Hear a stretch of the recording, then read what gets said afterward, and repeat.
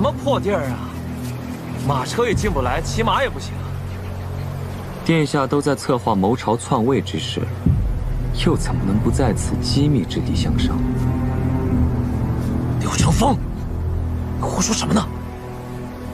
暗中收买禁军，企图谋朝篡位的是我大哥，我并无弑父之意。只要我2位兄弟一死，皇位自然是我的。是啊，殿下只是想螳螂捕蝉，黄雀在后。不过你放心，我等一定会令殿下心想事成。毕竟我和殿下都不想让李密再活着。帮我转告乌洛首领，只要你们能够帮我成功登上太子之位，那么盲河以北的燕州和涿州，我全都会依约割给解说，绝不食言。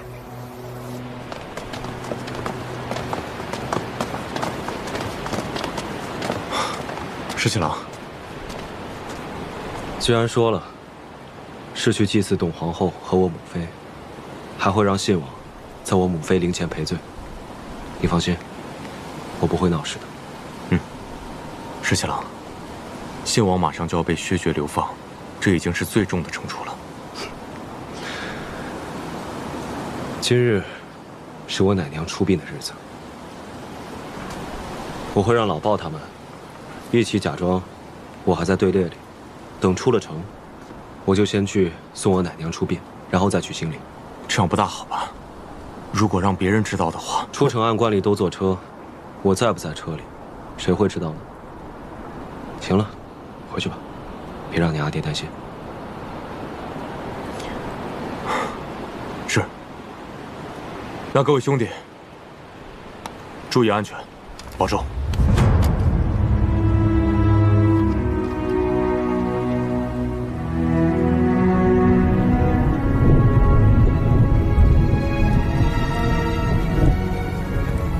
一会儿在刘贤妃的灵前，就妥妥当当的给秦王赔个礼，别再闹出什么意见来了啊！父皇，我知道了。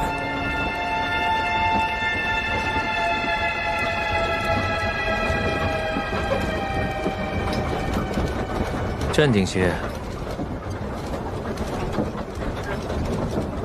时辰还早呢。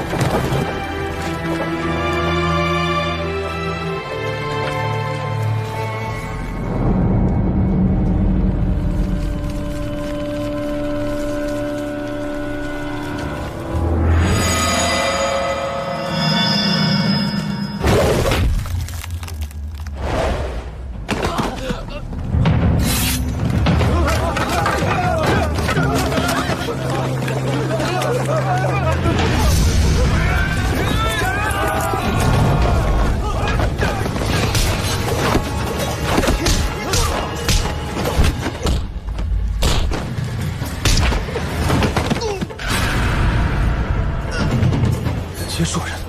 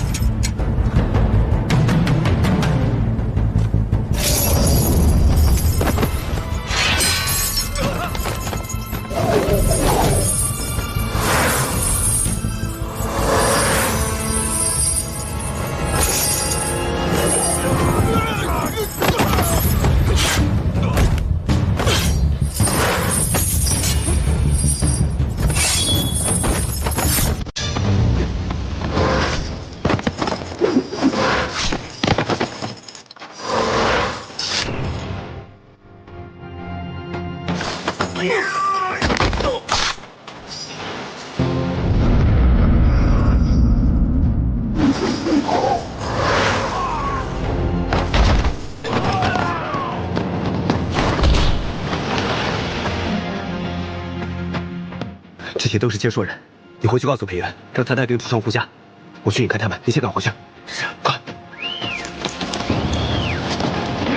是。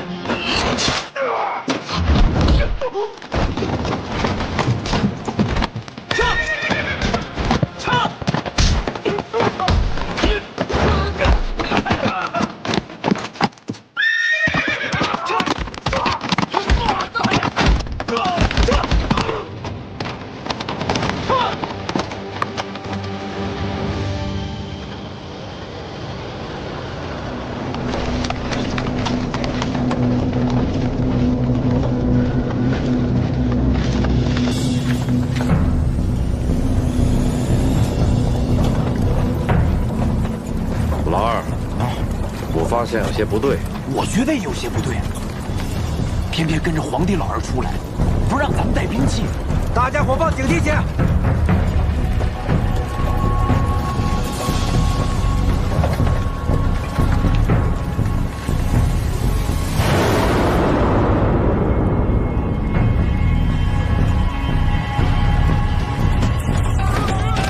有刺客！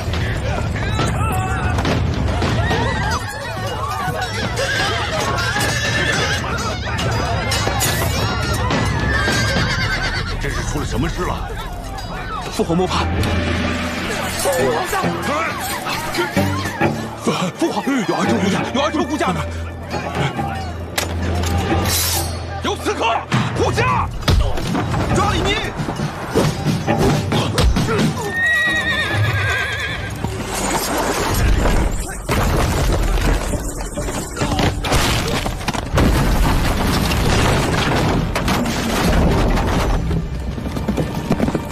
没想到接收人竟然派出乌洛身边最精干的神剑队。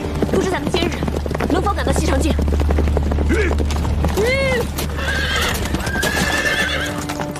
传令，亲卫骑重装换马，与我等急行。亲卫骑重装换马，立刻疾驰。是。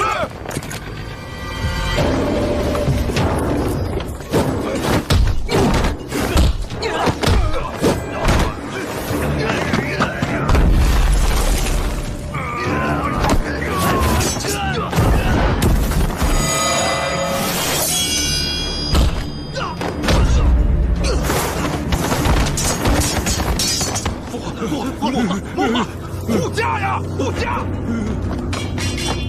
护驾！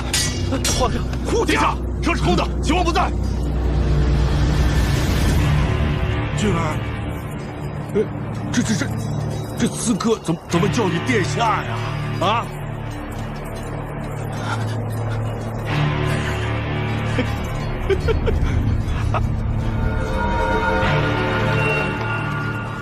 父皇，皇上，既然不肯杀秦王，就由我来代劳吧。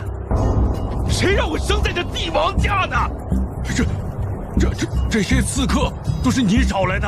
我是你的亲生儿子，你竟然要流放我呀！你禅位于我，你退位去西内待着，好好的去做太上皇可好啊？俊儿，你这是要造反吗？秦王弑君谋反，护驾！好你个李来，我竟然没有看出你是如此吃里扒外的货色！给我杀了秦王！我赏黄金万两，封官户口！俊儿，你这是要造反呐！你竟然要杀自己的亲弟弟！陛下，先躲躲吧。起来！你个吃里扒外的货色！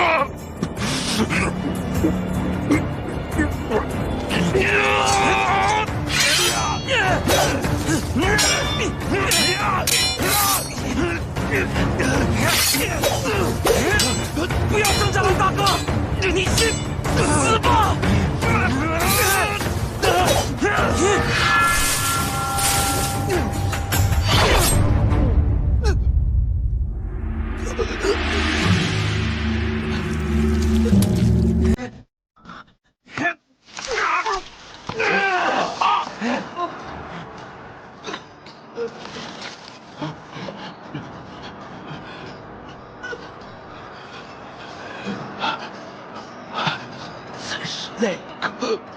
弄是非，渔翁得利之人呐！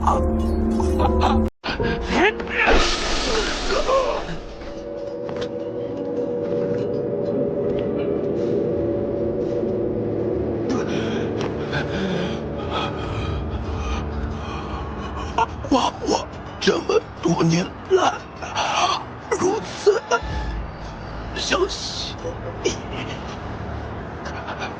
谁让我们生在帝王家的？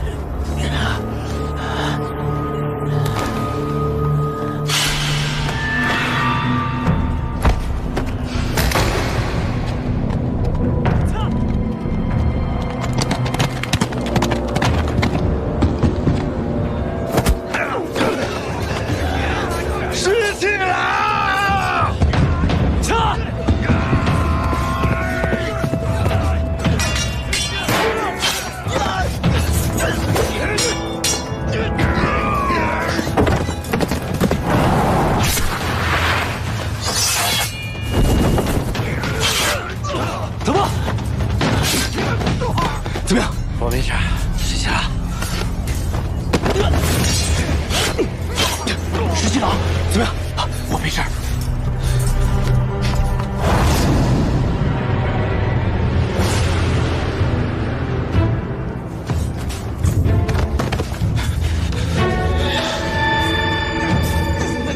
二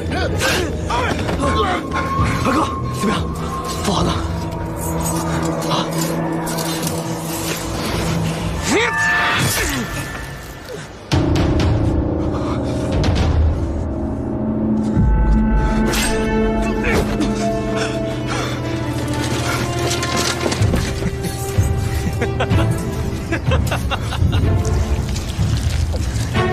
秦王与信王一起谋逆，护卫陛下，给我杀了秦王！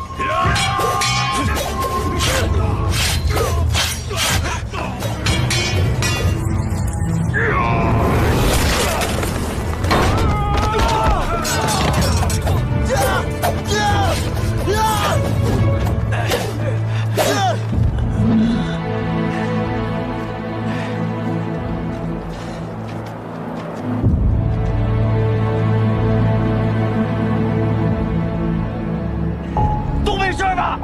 没事。兔崽子们，来呀！来呀！兔崽子，来呀！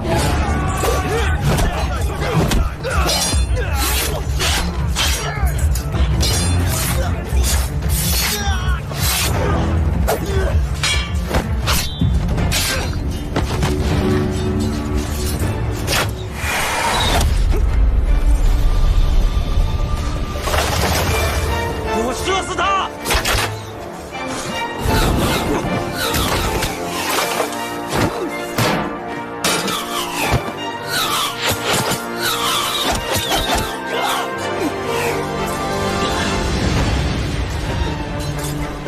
有弓箭手，你们快撤！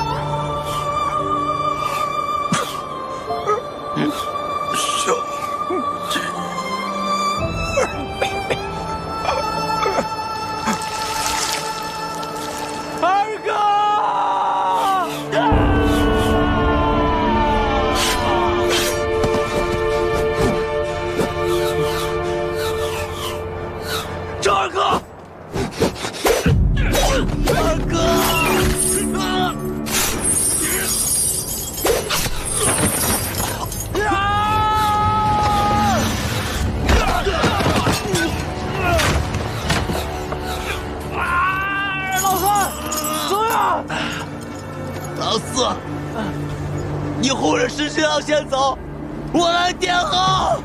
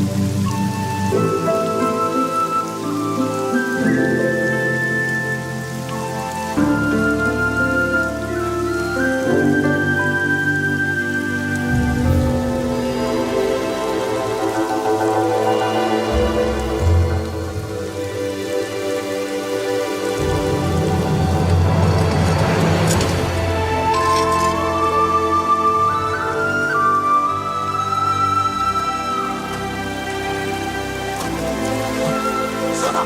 给我射死他！射呀！射呀！射呀！快射呀！快上啊！叫你们上！我把黄河一脉全都给你们结束！上！上！上啊！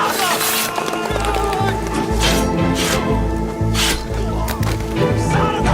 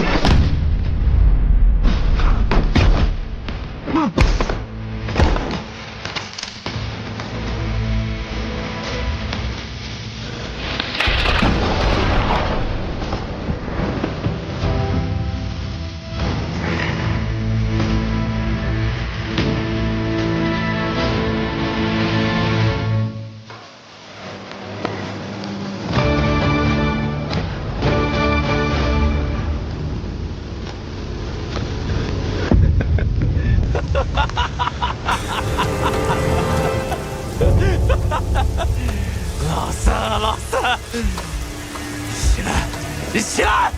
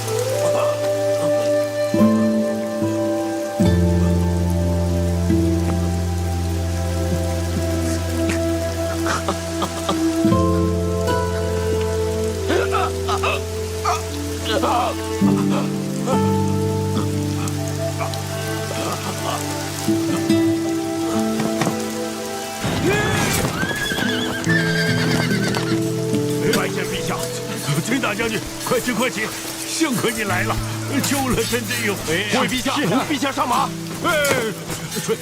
崔大将军，你不能走。17郎，17郎，我来了，星星，我来了，你看看我，17郎，17郎。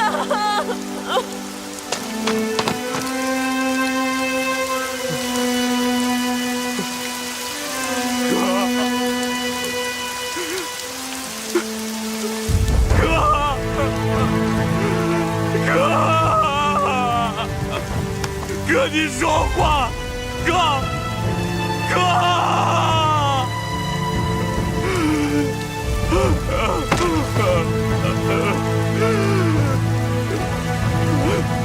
你说话呀！带你回家了，我马上带你回家了，哥，你说话呀，哥！带你回家，带你回老乐关了，哥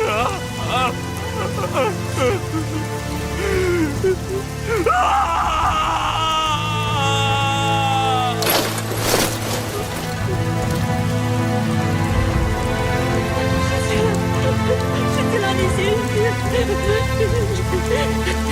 ！17郎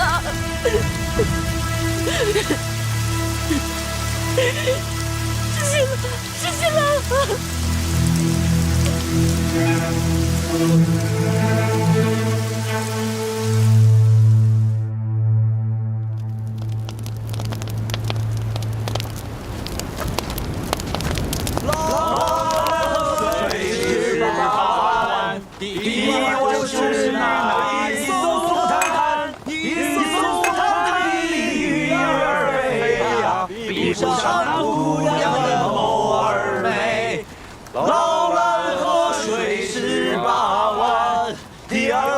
第二弯就是那。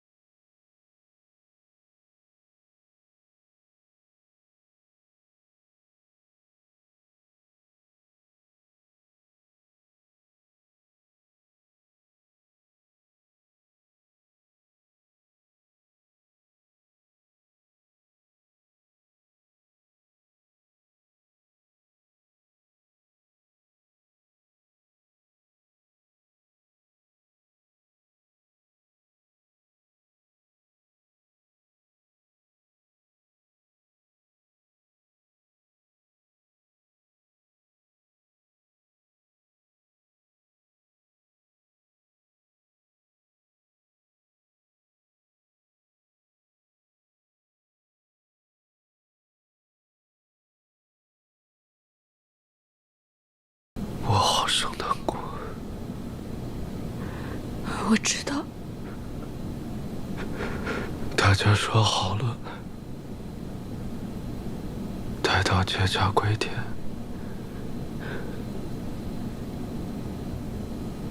就回三里冢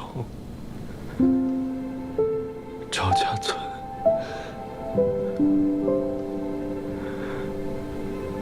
可是他们都死了。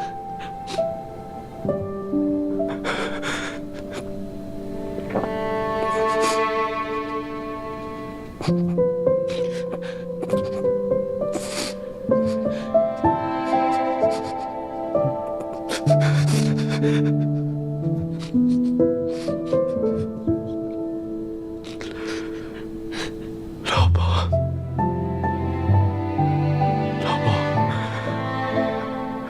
跟我打了这么多年仗，大的、小的，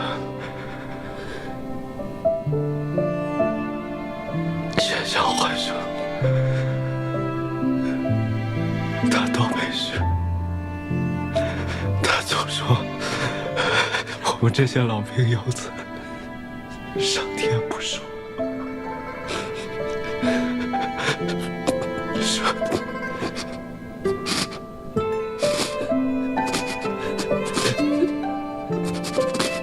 上天不熟。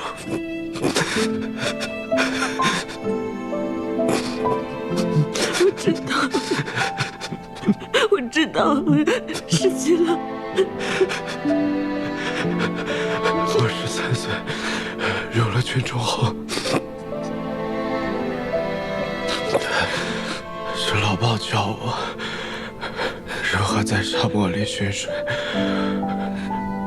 如何在绝境里求生，怎么烤虫子吃，怎么做一个好纸猴。他常说。 他说：“我是百年一遇的人才。”他还常常说：“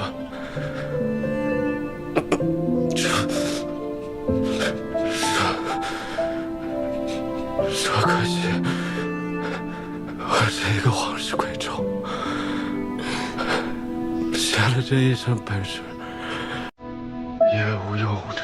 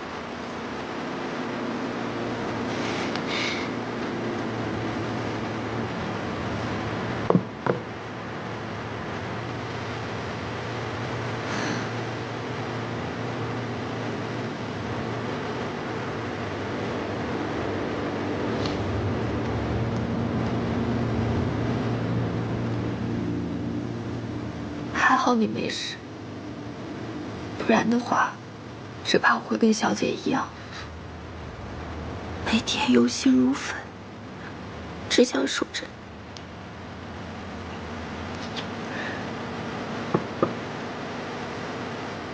但是老鸨他们死了，我好后悔啊！如果我当时还能再跑快一点，再快一点，他们就不会死，他们就不会死，他们就不会死，不会死，不会死，不会死！不要这样，不要这样，不要这样。好了，好了，好了，不是你的错，不是你的错，不是你的错，不要这样。你跟秦王真的都是拼了命去救他们的。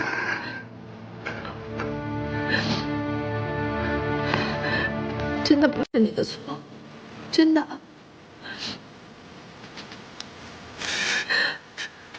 不是你的错，不是你的错。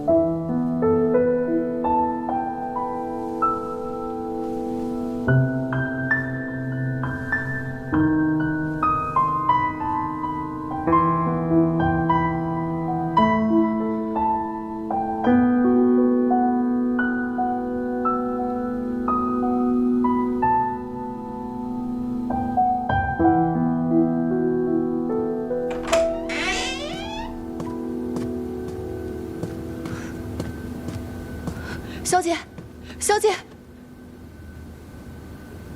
齐王不见了。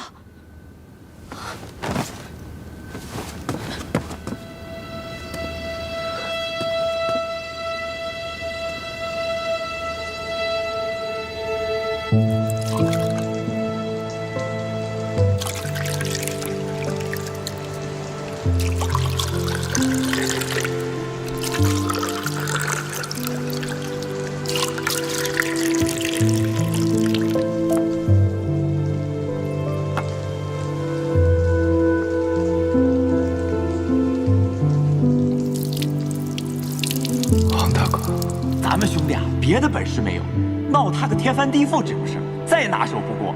哈哈哈哈哈哈！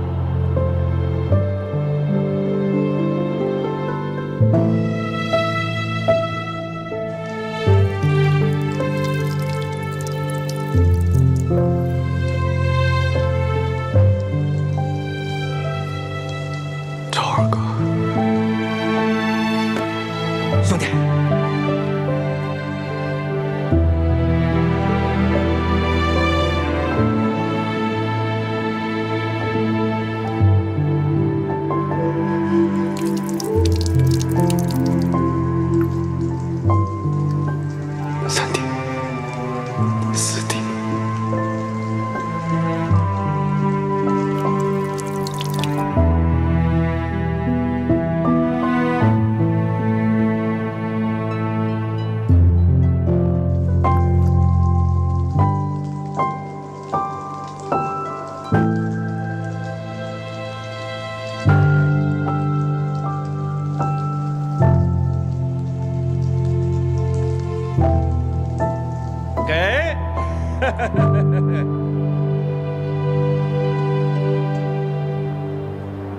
沈新郎，我们都商量好了，等以后老了不打仗了，我们呀都从劳兰关回三里冲。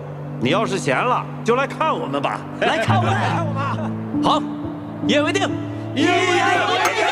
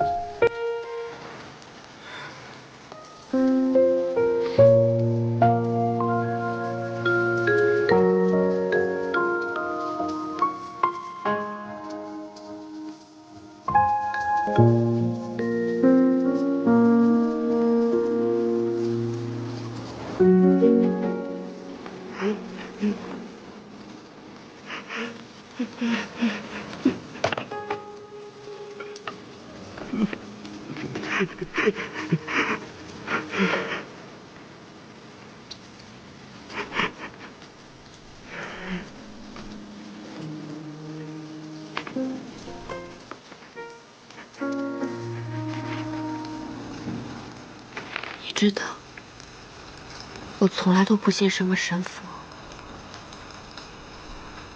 也从来不许愿。但是那几天，你昏迷不醒的时候，太医说你这次伤得太重了，有可能再也醒不过来。那个时候，我想去跪拜这世间所有的神佛，虔诚的许愿。你曾经说，奶娘说过，如果有什么心愿，就放一只竹蜻蜓。当竹蜻蜓落地的时候，心愿就可以实现了。这些竹蜻蜓都是你在昏迷不醒的时候，我在你床前笑的。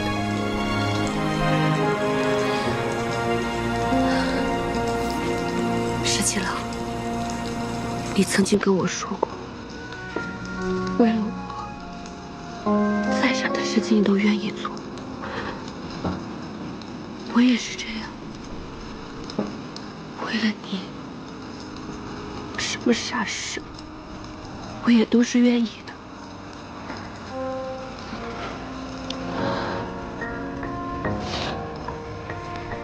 我知道你心里很难过，但是我们只有好好活着，活下去，才能知道他们为什么而死。只有活着，才有希望，才能救更多的人。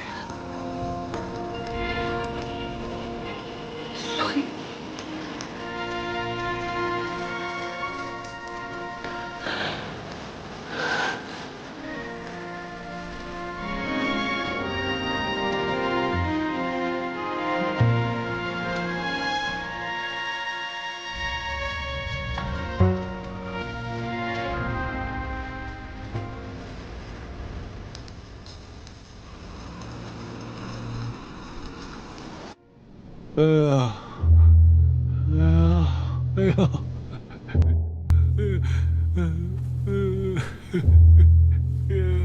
怎么全身都疼啊？陛下深宫无碍，只是心绪沉重。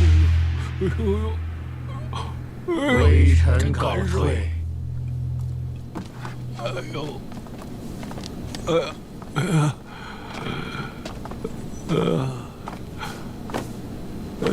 真难受，真疼啊！陛下，太医刚刚请过平安脉，说并无大碍。可是，我现在还是觉得全身特别的疼。哎呦，只要一闭上眼睛，就会觉得有刺客杀出来。哎呦，我这一宿都不敢睡，只能点着灯。陛下，陛下受了那么大的惊吓，哎，如果换做常人的话，早就给吓破胆了。陛下只是稍有不适而已，已经是泰山崩于前不色变的境界了。顾相说的对，可是我这身上真是疼啊！你说这什么时候才能好啊？陛下，既然您圣功不愈，那就册立秦王为太子，并令太子监国吧。秦王不是也受了重伤，还在养伤呢吗？哦，陛下，秦王年轻，受再重的伤，那调养几日也就好了。陛下，圣功要紧，如若不好好休养，这关爱社稷大事呀。哎呀，秦王和齐王多好的孩子，没想到被接说人利用了。我听说接说人善用药，他们肯定是给信王和齐王下了迷魂药，所以他们俩才会变了一个人似的。陛下，信王、齐王谋刺圣驾，罪无可恕。依照国法，十恶不赦，该当处以极刑。但是陛下宽厚仁慈，还是按照王爵之礼安葬了他们，并且赦免了他们的家眷。行了，臣知道。陛下，崔大将军已经押着接说的俘虏回京，不如就命秦王代替陛下与宗庙献俘吧。朕就是不想见这些接说人，一想到他们，我就想到我的来儿。那臣就替陛下下旨给礼部，准备册立太子大典吧。陛下，还有一事得请您定夺。白水关大捷之后，崔家军陆续撤回了瀛州，这其中的军费花了几万万钱。您看我们兵部实在是……哎呦，朕头疼得很。哎呀，这些乱七八糟的事，都去问太子吧。但是陛下，还有一事必须由您定夺。这崔家军有救驾之功，你看如何颁赏啊？还怎么颁赏啊？这个崔氏女马上就要封为太子妃，而这崔乙已经做到了双份的大将军了。你说还怎么升他的官儿？怎么赏他呢？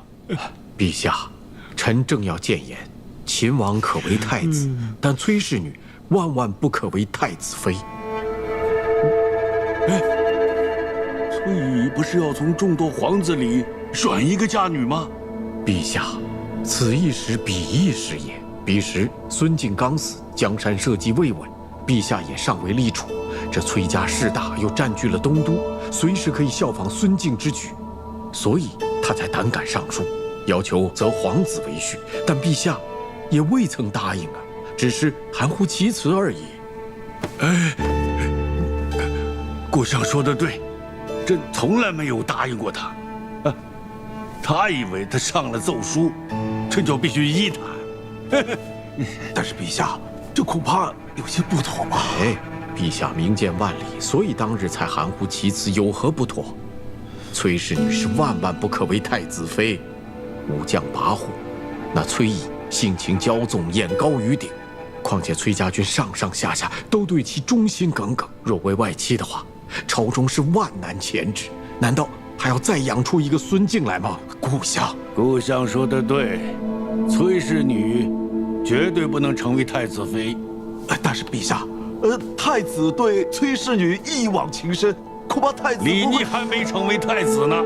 再说了，就算他是太子，他就能目无君父，抗旨不遵吗？哼，老百姓的婚姻也都是父母之命啊，媒妁之言。哼，既然是朕册立他为太子，那么太子妃的人选，朕总该说的算吧。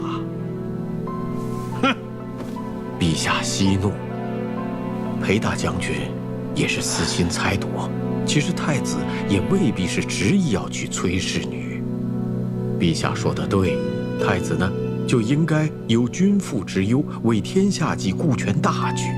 陛下所选定的储君，难道这点气度还没有吗？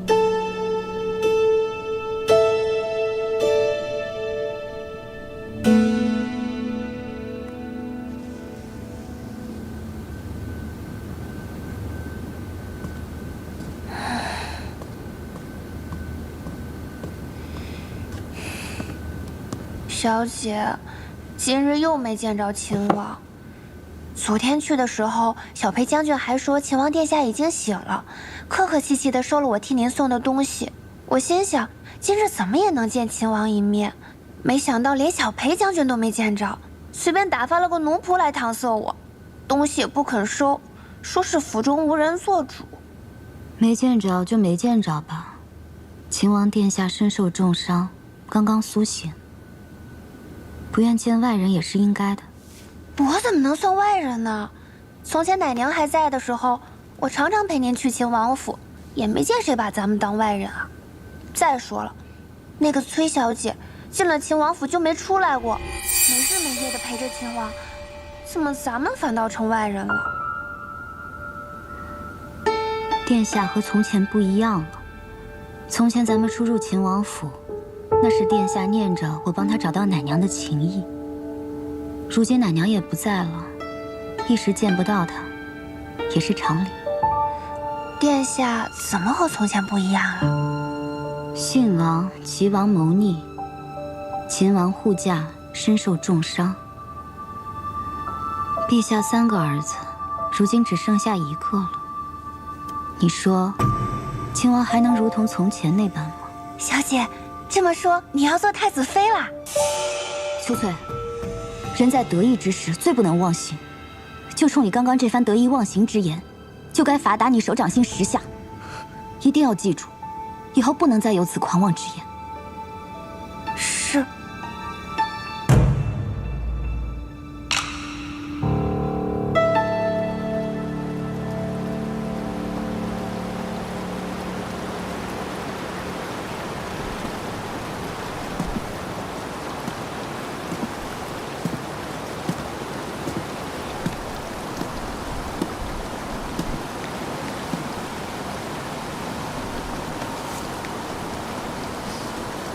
十七郎，天气凉了，我给你做件衣服吧。这府里还有这么多衣服呢。你以前总说，我都没有给你做过什么，所以我想亲手给你做一件。来，给你量一下。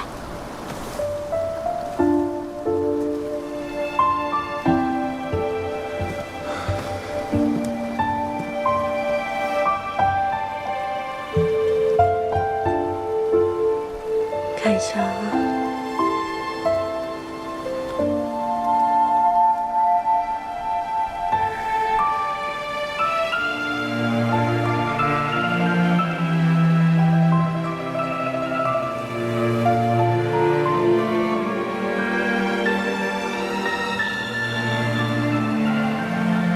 你最近都瘦了呢。你以前没替我量过身，怎么知道我瘦了？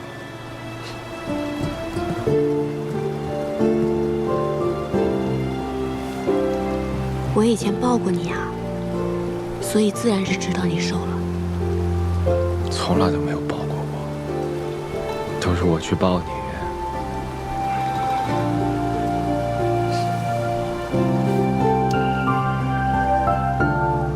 这不是抱你了吗？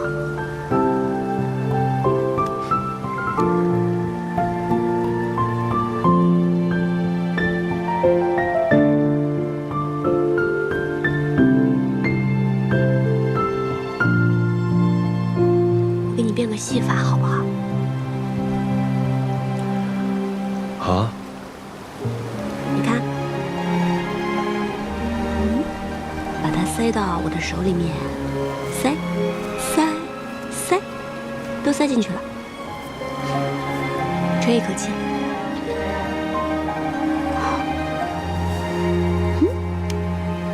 看，你再吹一口气。看，没了。你看一下自己左边的袖子，有什么东西？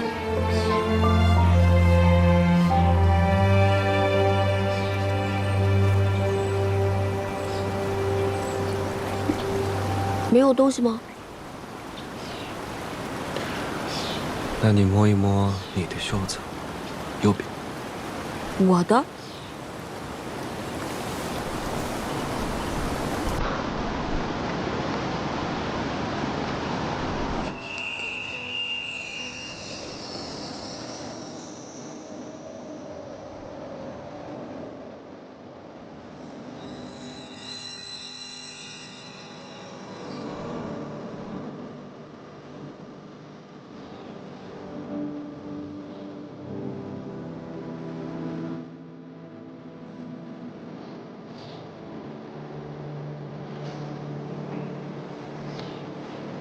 你傻呀！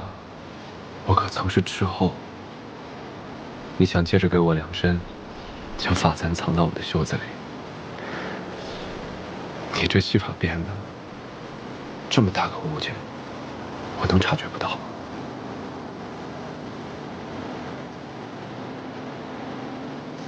嗯。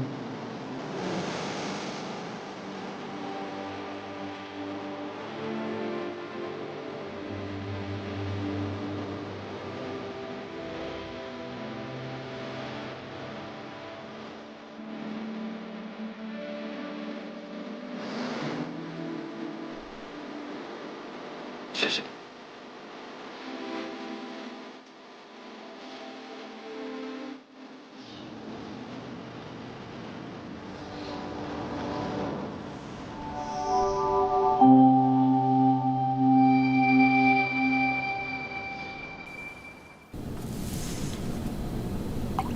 以前都是老鲍烤羊，黄大哥、超二哥咱们喝酒，没想到现在，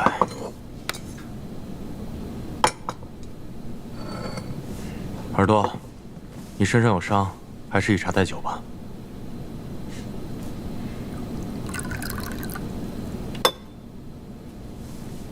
来，让我们敬老鲍他们。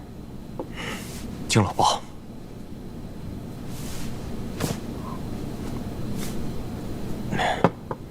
其实这一次，殿下还没醒来的时候，我看到崔小姐十分的镇定，内心其实很佩服她。还有，特别要多谢桃子姑娘，要不是你在殿下身边天天施针，殿下还不知道什么时候可以醒过来呢。其实啊，也多亏御医他们开的方子十分对症，只是他们对治疗内伤不是很有经验。好在皇宫内堂的药材都十分精良，不然恐怕秦王也不会那么快醒过来。其实这一次，我还有件事情，想拜托桃子姑娘。小裴将军但说无妨。我想请桃子姑娘去劝一劝崔小姐，让她能劝一劝秦王殿下。现在朝中的诸臣，皆以为秦王殿下必为太子，但是秦王殿下自己却不以为然。信王、齐王皆在谋逆中身死，朝局震动，群臣内心不安。但我是知道他的，他是想回劳兰关了。但是如果他现在不当这个太子的话，只怕乱局又起，天下难以太平。小裴将军的用心良苦，我都明白。只是我们家小姐特别有主意，方才那些话，我也不好同她讲。其实最重要的是，这些毕竟还是秦王和我们家小姐自己的事儿。你说呢，耳朵？小裴将军，其实我跟桃子已经商量过了，十七郎和崔小姐的有些事情，我们不会再多嘴。就好像我跟桃子有些事情，我们也不会再跟他们说。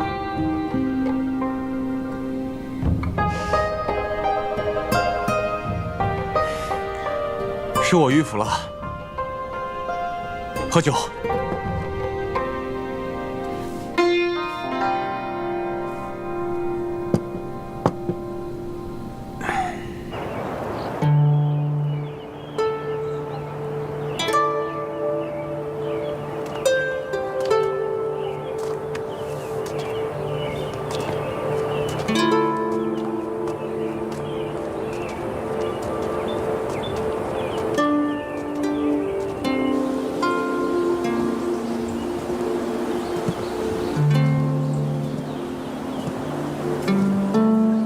十七郎，我就不进去了。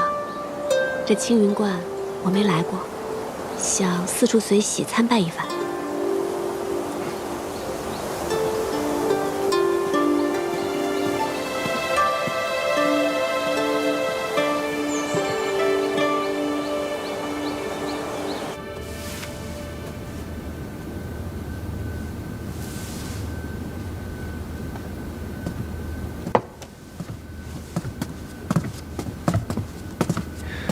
见过萧真人。殿下请坐。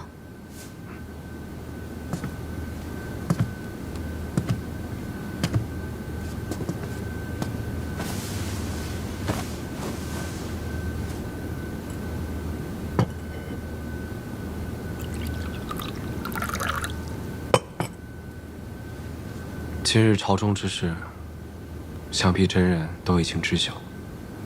亲王与齐王，真没想到如此丧心病狂。幸亏陛下与殿下都能安然无恙。之前曾经答应过真人，要劝父皇立玄泽为储君。此一时彼一时，我信任殿下，才将太孙托付给殿下。殿下是一诺千金之人，所以今日才特意入关来见我。其实殿下内心早已深知，如今的情势，殿下恐怕不得不为储君。如今朝中不安，太孙乃一介质子，他如今没有这个能力，因此大变之举。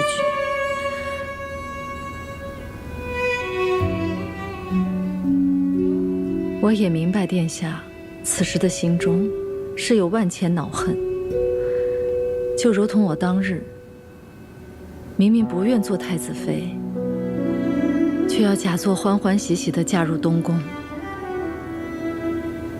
人生在世，有那么多不情愿之事，活在当下，顺势而为，落子无悔。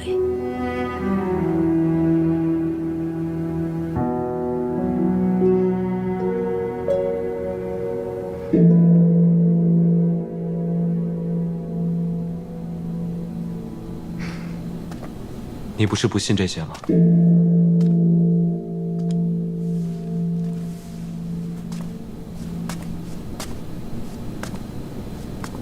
世间有万般不得已，人生譬如朝露，忍不住有所贪恋，有所求，这漫天神佛或许会垂怜一二。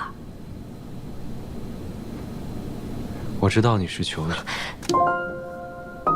不能说，说出来就不灵了。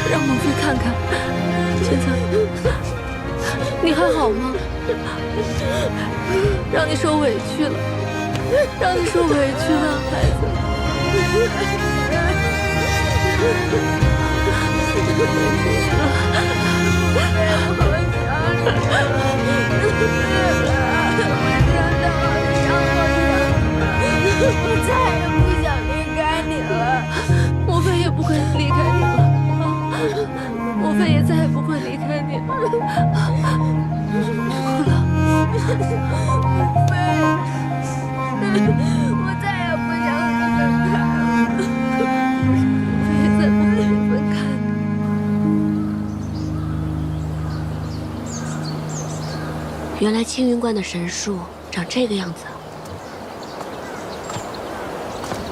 秦王殿下，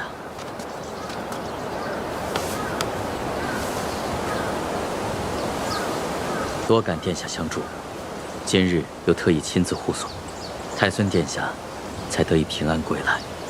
韩将军客气了，是礼是期，多感韩将军重意。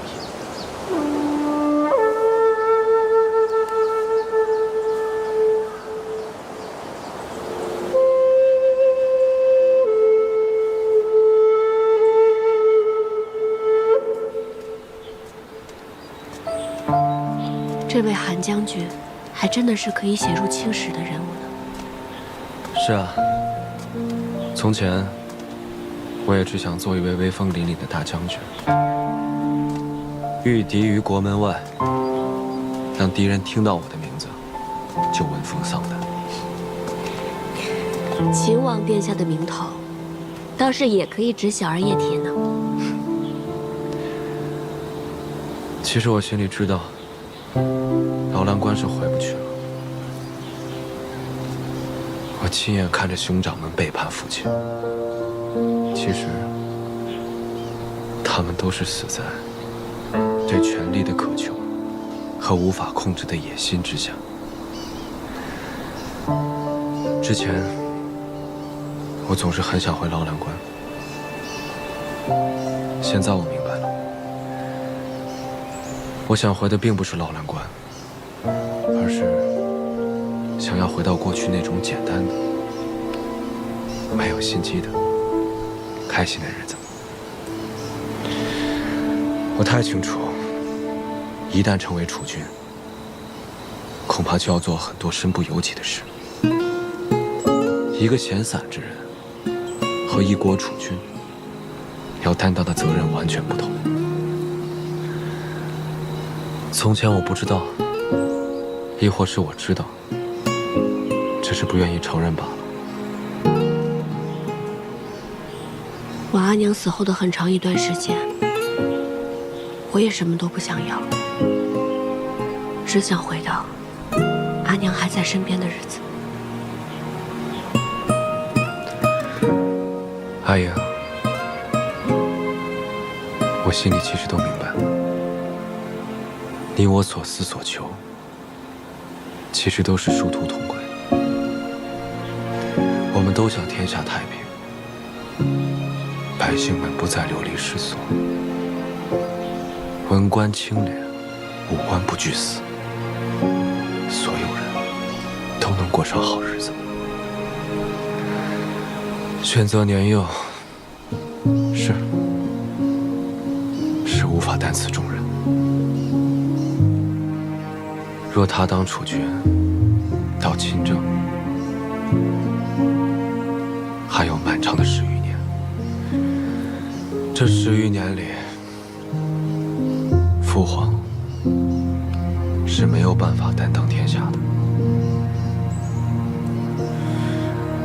既然无人担当，那么就由我自己来担当。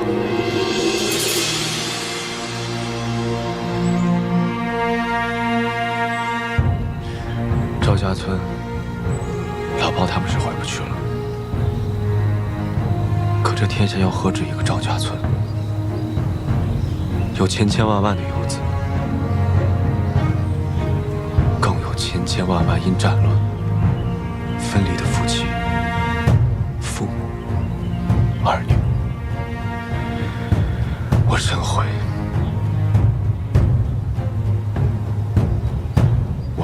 没能救得了老包他们。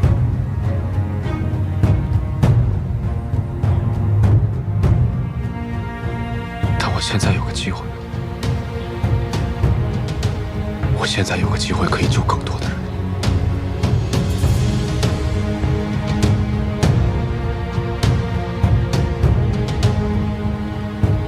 我要救更多的人。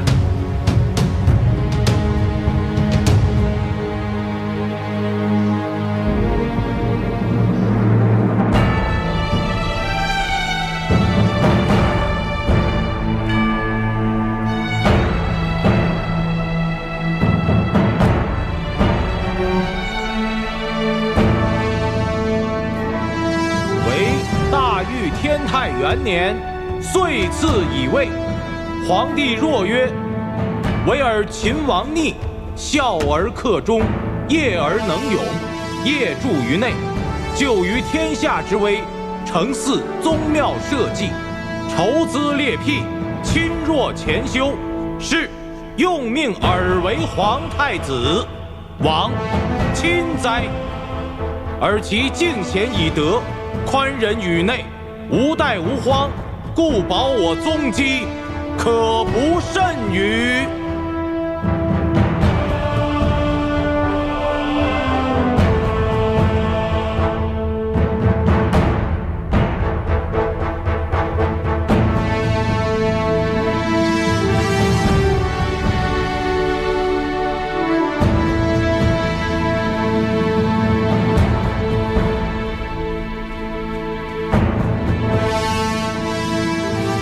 谢陛下。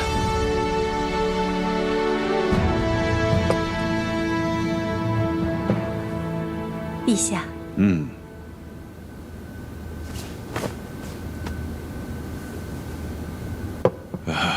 陛下似乎闷闷不乐呀。今天太子又和崔氏女一起出城去了，好多人都看到了，现在都把他当成趣闻来讲。哎，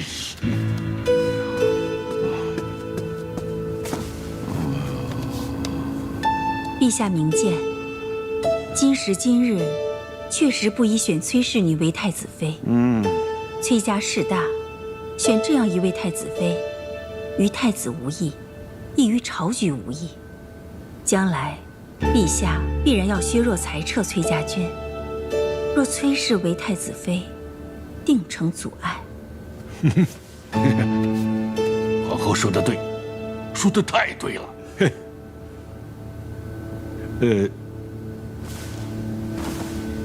可要是崔氏女不行的话，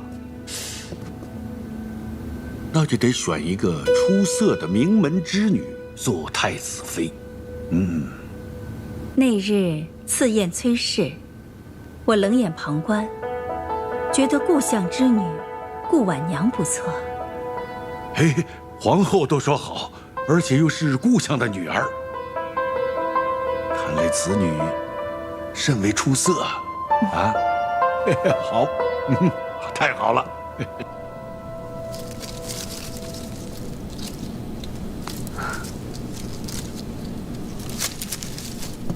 小姐，怎么了？三小姐的丫鬟春玲将我狠狠嘲讽了一番，说什么如今秦王每日与崔小姐同进同出，天下人皆知秦王要娶崔小姐了，又说崔小姐那么厉害，能文能武，小姐您就甭想想太子妃之位了，还说等崔小姐做了太子妃，就要好好看小姐您的笑话。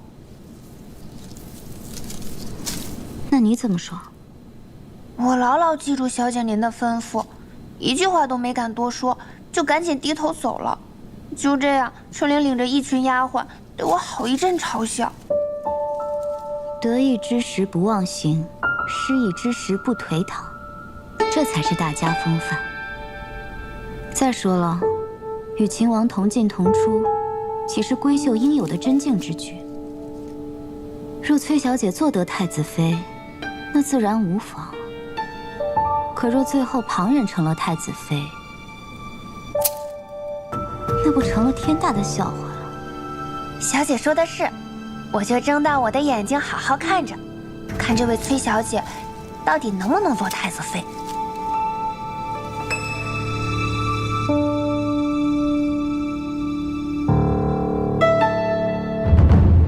陛下，既已立太子，还望早日为太子殿下册立太子妃，早诞皇嗣，以固国本。臣附议，应从名门世家中广选良缘，择其优，为太子殿下册立太子妃梁帝宝林。陛下，战乱始平，天下初定，儿臣觉得，此时不应该广选良缘，惊扰民间。太子说的有理，这个时候大选良缘，甚为不妥。还是先册立太子妃吧。朕觉得故相第六女甚是出色，可以选作太子妃。陛下，臣女德薄能显，岂能堪配太子？陛下，崔乙之女崔氏，陛下原属意以她做皇子妃，如今以她做太子妃，岂不是两全其美吗？裴卿此言差矣。崔乙狂妄，上了奏书，说要在皇子中挑选一个为婿。朕从未答应，朝臣们也颇多反对。再说，在这个时候以崔氏为太子妃，很不妥当。陛下圣明，崔乙自领崔家军10万众，气焰嚣张，此时万万不可再立崔氏女为太子妃，否则必成昼夜之患。臣附议，崔氏女万万不可册为太子妃。臣附议，臣附议，臣附议，臣附议，臣附议，臣附议。陛下，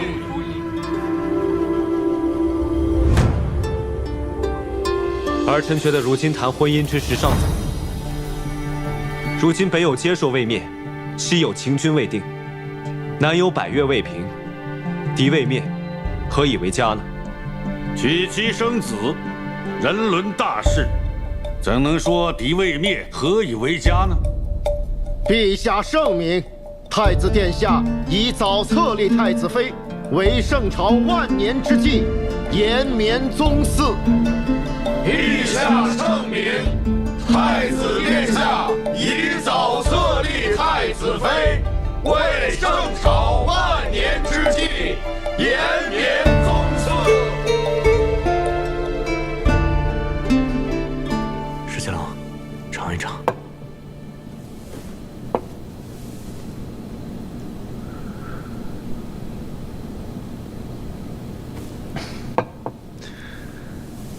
你这匆匆到这儿来，不光是为了讨碗茶喝吧？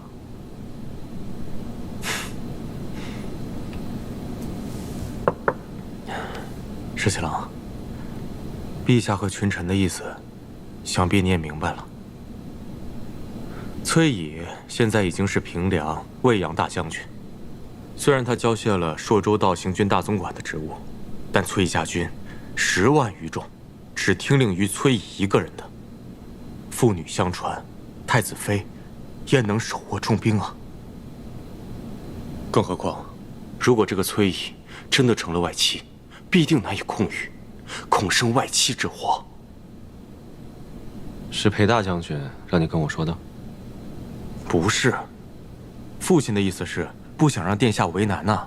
但是我觉得必须要告知殿下，咱们方才有回旋的余地。我会想办法的。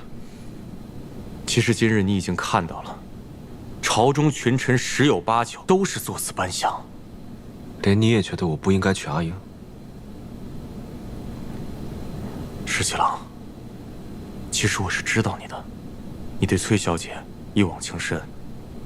但是石七郎，如果你真要娶崔小姐为太子妃的话，朝中群臣是不可能容忍崔家军的。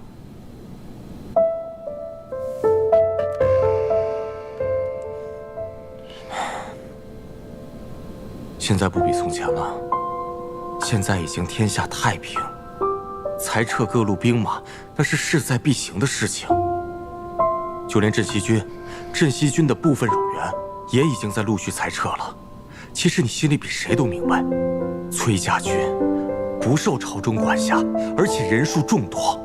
如果现在裁撤，他们还可以解甲归田；倘若将来尾大不掉，后面不得不兵戎相见的话，那才是惨痛之极、无可救药的境况。必定会有两全其美之法。石七郎，我是这样想的。其实崔小姐呢，通情达理，只要你动之以情，晓之以理的去劝她，我觉得不行，不能这么对待她。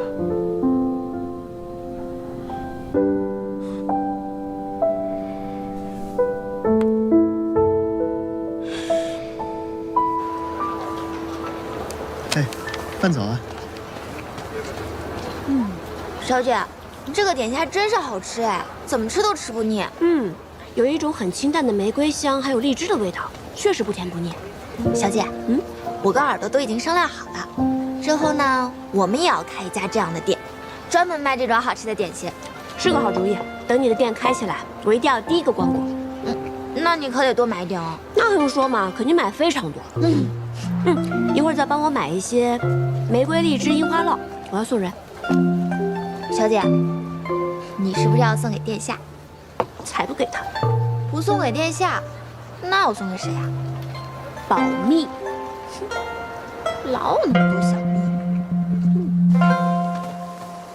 马步，稳住，注意力要集中，走。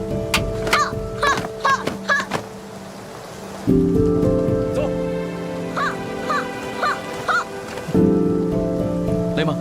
不累。再来。很好，再来。用力。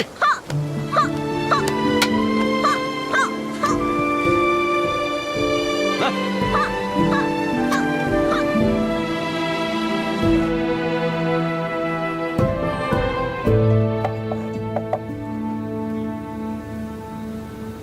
多亏崔小姐，还想着我这方外之人，带着这么精美的点心来看我。也是想到太孙还是小孩子嘛，肯定爱吃此物，所以就特意送来了。殿下已经被册立为太子，玄泽也不再是太孙。崔小姐，今后莫要再做此称呼。是。说实话，这10余年来，未尝有今日之舒心。虽然这是方外之地，不染繁华，但就像是酒归之人，私心甚喜呀。是，我看真人刚才看着玄泽的时候，满脸笑意，只觉得万事皆足。崔小姐，马上就该成为太子妃了吧？微微可知。太子与崔小姐两情相悦，崔小姐必会成为太子妃。只是，实不相瞒，我内心甚觉可惜。世人只知太子为储君，一人之下，万人之上；世人亦只知太子妃为储后，内命腹中，自皇后之下，最为贵重。可是哪有人知道，作为太子妃，有万般难处啊！真人刚才说，这10余年来，未尝有今日之舒心。是啊，孙晋之乱时，我含垢忍辱，卧薪尝胆。可是我作为太子妃之时，又何尝有一日是随心所欲的呢？如果真做了太子妃，你就会失去自我。你的喜怒哀乐、所思所想都不重要了。你的命运和储君的作为、王朝的兴衰，紧紧地附在一起，再也不能挣脱开了。太子妃的身份是荣耀，也是禁锢。真人当初心悦过贤太子吗？我若心悦过，难道这万般难处就不是难处了吗？许多事都是太子妃的职责所在啊。真人大义，确实无愧于贤太子。其实我所求，不过是无愧于心罢了。人生在世，最难的，就是无愧于心了。我与崔小姐只是寥寥数面之缘，今日是我话多了。真人外道了。大约从古至今，没有一位太子妃与另外一位太子妃做心腹之语，这是一段缘分。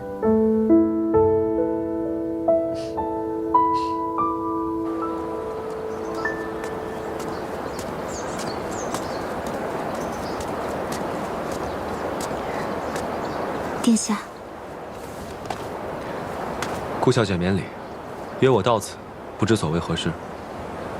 是婉娘唐突了，贸然相约，实为婉娘惶恐万分。婉娘知道殿下与崔小姐早已有白首之约，万万没料到，陛下竟然指名提及婉娘。婉娘也不知道陛下为何忽有此意。若殿下允许，婉娘可请家父带上奏书，就说婉娘身子不好，不适婚配。婉娘自愿出家为道。顾小姐多虑了，怎能因为陛下的一句戏言，便耽误了你的终身呢？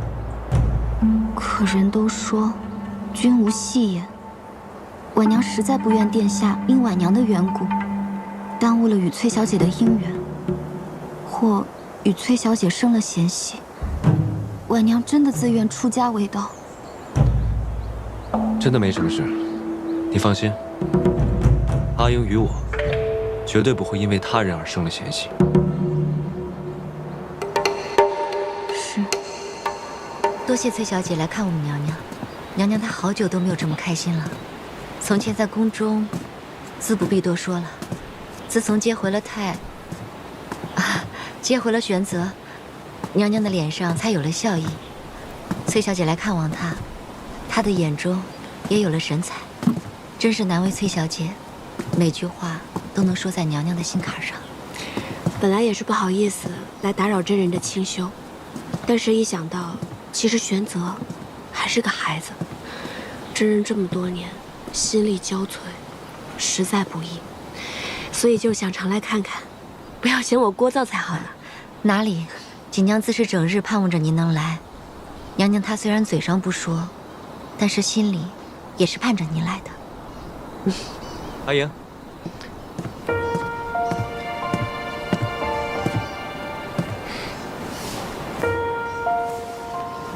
殿下来接崔小姐了，那就恕锦娘多揽不远送了。真人那儿之后要是缺什么，随时到府上来找我或者桃子都行。好。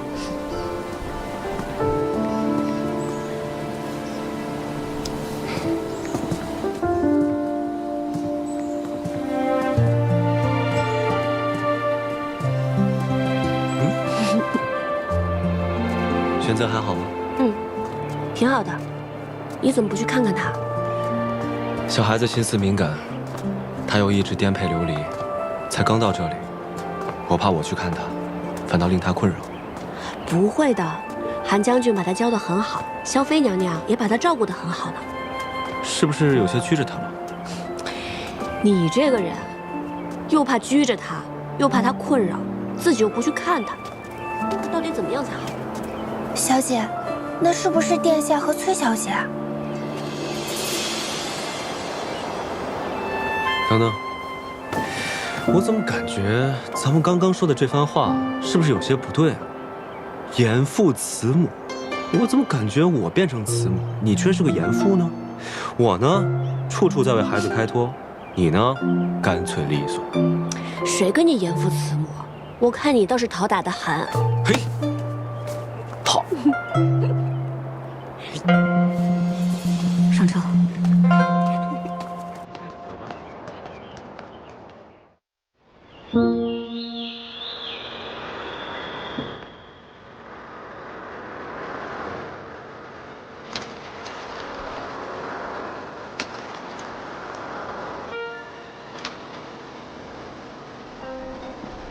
萧妃娘娘和玄泽总算是安定下来了。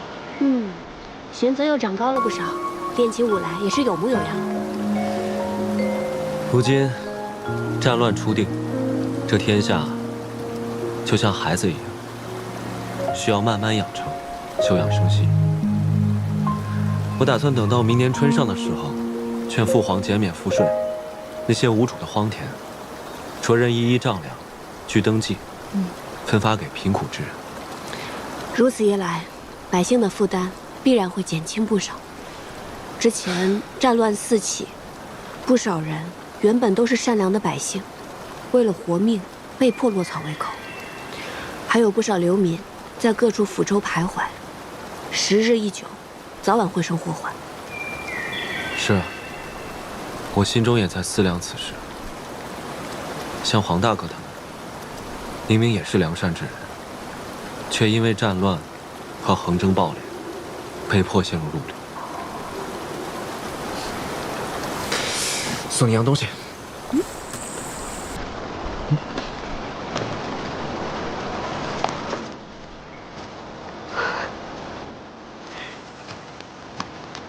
这好可爱啊！这个是我吗？我的腿哪有这么短啊？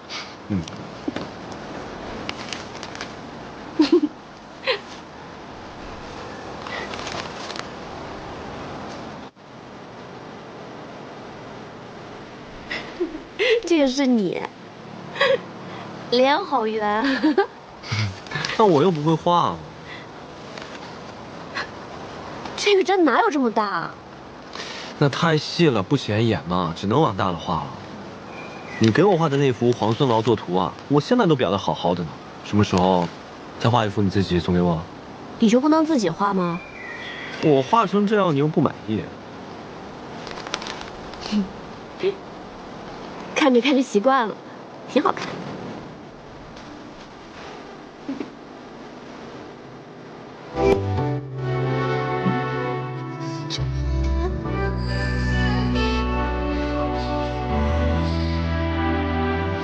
想说。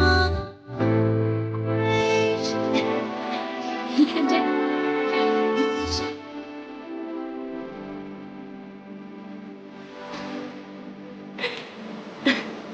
眼睛这么大，脸这么圆。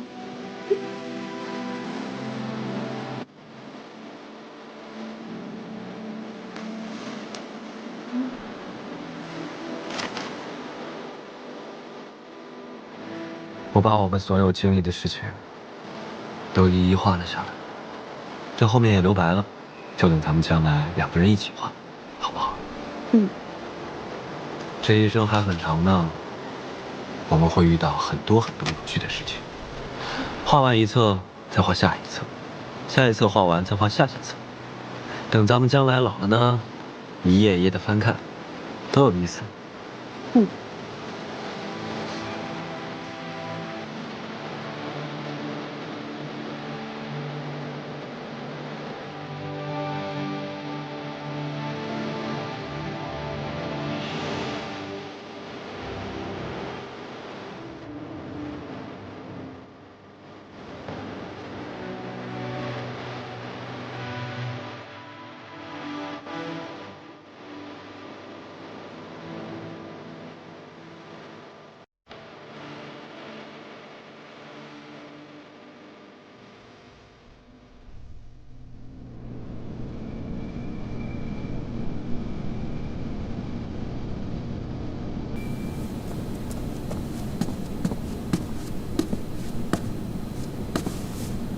阿爹，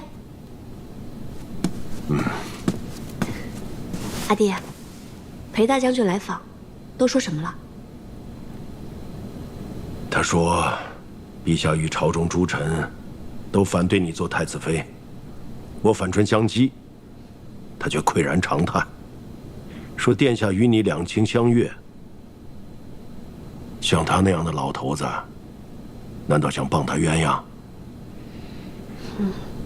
他劝我，为今之计，若裁撤全部崔家军，10万将士齐齐解甲归田，你才可能有机会驾驭李逆做太子妃。不过阿爹，现在天下平定，朝廷肯定是想裁撤兵马，镇西军自不必说了，咱们崔家军肯定是首当其冲的。若不是接受偷袭白水关，估计啊，朝中会更快裁撤咱们全部崔家军。阿爹，现在县府已闭，不然您还是快点回瀛州吧。您这样久担京都，于崔家军于朝廷都一生变故。若是朝廷真的有意要撤裁咱们崔家军，我真的担心有人会对阿爹不利。那你呢？你不跟阿爹一块回去啊？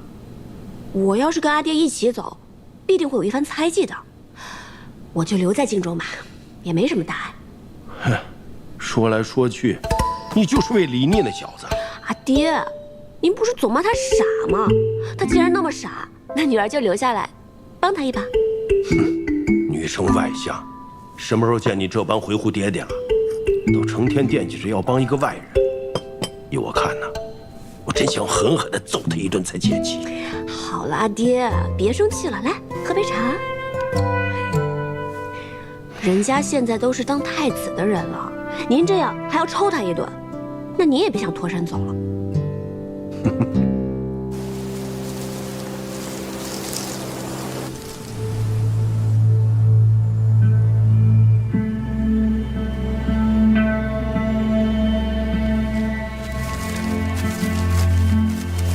公子，吃点干粮吧。我不饿，你吃吧。我也不饿。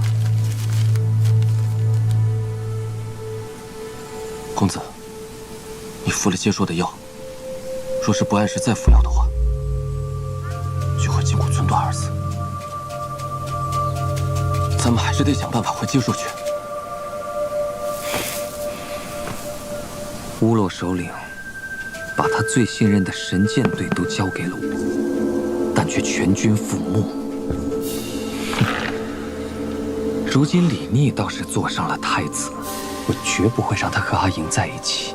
看来得冒险入京一趟。公子的意思是，孙敬留下来的那个人，这一次不得不用。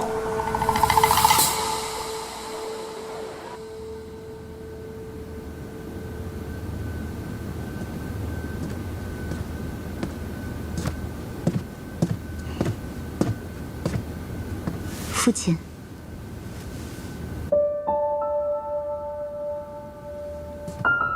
父亲。哦，婉儿来了。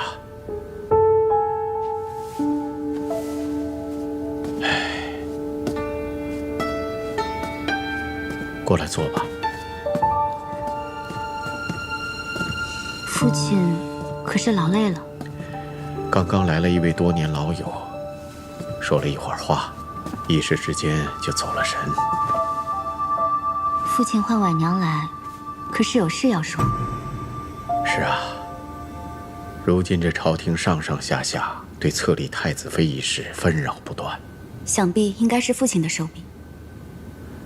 咱们这位陛下呀，是个软耳根，听风便是雨，稍加劝说就能如我们所愿。现在崔氏女不能被册封一事，已经达成共识。就算太子殿下想要一意孤行，也必然是拗不过陛下的旨意和群臣的极力反对。但咱们这位太子殿下和崔小姐，都不是一般人，他们若是齐心协力，只怕是计谋百出，各有办法。所以得想个办法，能够让太子殿下跟这位崔小姐不能够齐心协力啊。父亲为相10余载，再难的公事，到了父亲手里，还不是妥妥帖帖？这点事又算得了什么？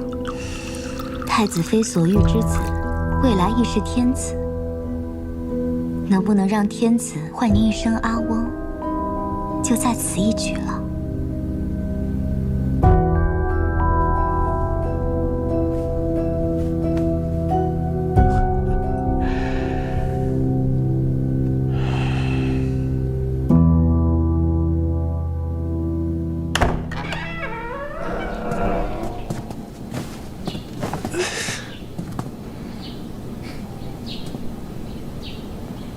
你怎么穿成这样躺在这儿？过来。阿莹，崔伯父走的时候给你留了多少人手啊？我怎么感觉这府里完全不设防？我穿成这样，行动这么不便，我刚进来的时候，就差拆窗破墙了，就这都没有人发现拦住我。京里虽然太平了，但也要防范一些。所以殿下这是一下朝，衣裳都没来得及换，就直奔我这儿来了。你都不知道，今日崔伯父辞京而去，这朝中又一片哗然，一个个逼着我娶太子妃，一个个又逼着不让我娶你，吵来吵去，我便反驳了2句。好了，这些大臣哭的哭，喊的喊，我父皇又趁机骂了我一顿，烦都烦死了。谁是你崔伯父？你不是吧？这崔伯父一走，你就不认了？阿莹，我们私奔吧。哼，普天之下，莫非王土。殿下这是想要跟我私奔到哪儿去呢？要不你先回瀛州，我去跟那些大臣说，我谁也不娶，谁爱娶太子妃谁娶。然后我就找个由头，直奔瀛州，咱们拜堂成亲，生他个7、8个娃娃，都不用7、8个，等生到第3个，说不定大臣们就绷不住了，就会让你做太子妃。殿下知不知道，要生7、8个娃娃需要花多长时间？我知道，总得个10年8年吧。到时候黄花菜都凉了，那怎么办呢？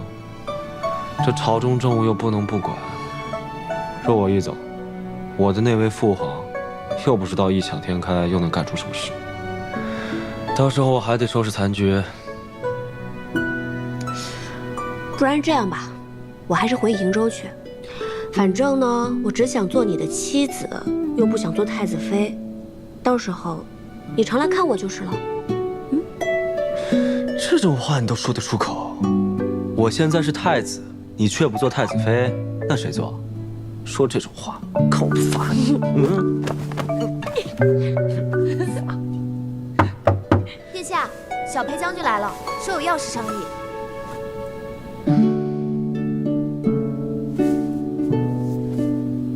等。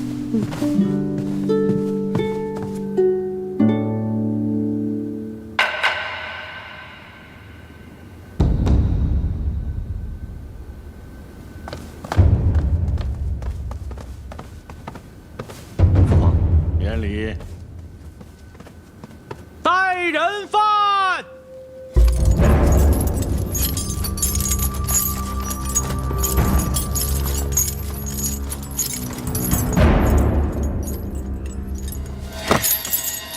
杰硕身吏部家里见过皇帝陛下，陛下万岁万岁万万岁！好了，你说你要出手，到底出手何人？